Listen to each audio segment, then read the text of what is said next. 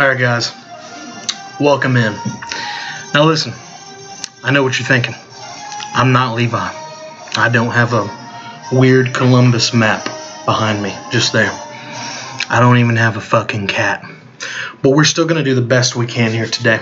Alright, this is going to be the week 2 preview. Now, starting with Levi and Brady. We got too much gore going up against Rivers and Rhodes. Now, I'm going to start with Brady here. Brady, if you spend any time with him, I mean any time at all, you're going to know one thing. And that one thing is that he is the best fantasy player that God himself has ever created. And because of that, I don't think really anything else matters. Obviously, I'm kidding. One little stat to throw out for you is Phillip Rivers has last week alone threw the ball to his running backs 6 times for 88 yards. That bodes well for Brady having Melvin Gordon. On top of that, Phillip Rivers is also known to be Charlie check down. He's going to be down late, and he's going to throw for 647 yards in the fourth quarter. And that bodes well for anyone on that offense.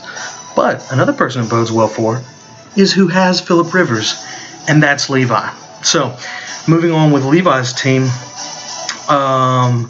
he's honestly got, let's see, not only is Phil, okay, so Phil's playing actually the Bills. I should have realized that when I said he was going to be down in the fourth quarter. But, I'm sticking with it because Phil is a man of habit, and he'll somehow find a way to be down to the Bills in the fourth, but he'll probably come back and win because Bills.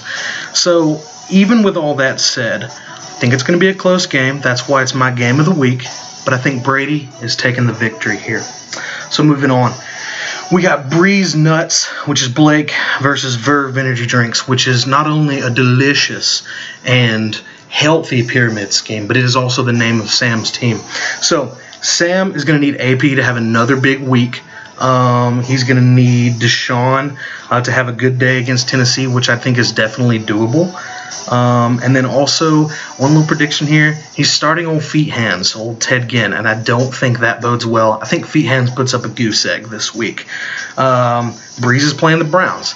It's a much improved Browns team, but are they that improved on the defensive side of the ball, or does Roethlisberger just suck? I think it's the latter. So,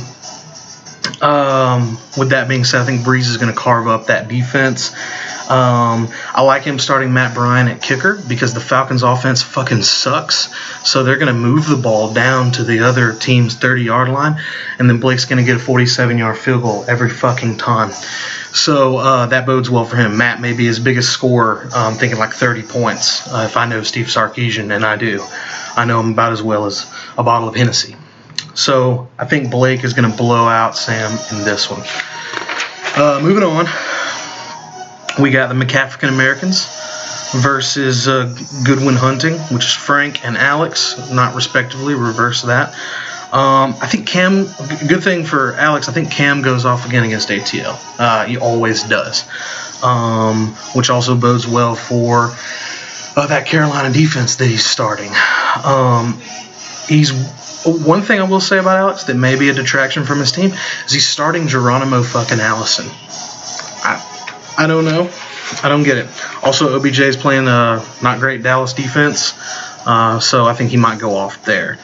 On the other side, Frank, Stafford has morphed into a trash can, so he's going to either need to stream a quarterback or he's going to need to put all his faith in Mitch Trubisky, hopefully finding those wide-open wide receivers. I think Dalvin has a better day. I mean, not that he had a bad week 1. We had a terrible fumble that could have got Frank a lot more points. And yeah, he's going to need his running backs to do better than they did. I think that can happen with Fournette probably starting. So I think in this one, though, I think because Alex is playing better matchups, I think Alex is going to get the upset win here. So moving on, we have the Nobel Prize, Gray, versus my ball, Zach Ertz, old Patrick. Starting with Pat. We got a Pat Patrick on the back there. Wow, that was bad. For not auto-drafting this year. He still did a great job pissing Hayden off by waiting to the last second. So that was fantastic. But I think the no auto-draft hurt him. And it hurt him in that his team is not very good. With the exception of Reek. I'm sure Reek will go off again this week because we all forget how good he is. So he's going to need Reek to put up like 100 points to beat Gray, because Gray has by far the best team in the league right now. I don't see anyone coming even close to Gray. I mean, let's see, what do I even have written down here? Yeah, no, I literally have the words "not much else to say" under Gray's name, so I think Gray's going to blow him out. Moving on, we don't balkly, we just bite with old Chase, Face AIDS Kinsey. We have some weird name that Dylan has as his team that has to do with Carlos Hyde and Todd Gurley, and like a sexual thing going on there. So good job, Dylan. With Dylan's team, Tud versus Arizona, I like that matchup a lot. I like Tud versus anyone, of course, but Hyde v. Nola is a good matchup because that defense has clearly regressed when you let Ryan Fitzpatrick bring out the Fitz magic against you week 1. Let's see. Oh, and Will Fuller. He's got Will Fuller. Will Fuller's due for one of his 2 touchdown games, so I think that's going to happen against Tennessee. And then on Chase's side, he's got injuries for 1 more week, probably, in the key players of Carson Wentz and Alshon.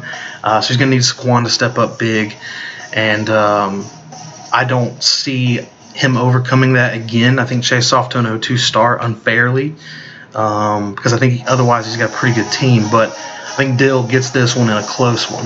And then last but not least, we got Krispy Kreme, myself versus Roethlisberger. I barely know her in Hayden. So really all that needs to be said here is that I guess I'm not going to jinx myself. I don't think Hayden's team is very good. I don't think it was very good after the draft, but I really don't think it's good now. That being said, I will never pick myself, and I think Hayden's going to win in a big blowout here just because of karma, because I've been kind of mean to him lately in fantasy. So, yeah, with that being said, oh, and Tom's got a tough matchup against Jacksonville. There you go. There's some actual analysis. So with that being said, boys, I hope you enjoyed it. Hope everyone has a great week, except for Brady and Gray. Fuck both of you. And, yeah, let's just have fun, boys.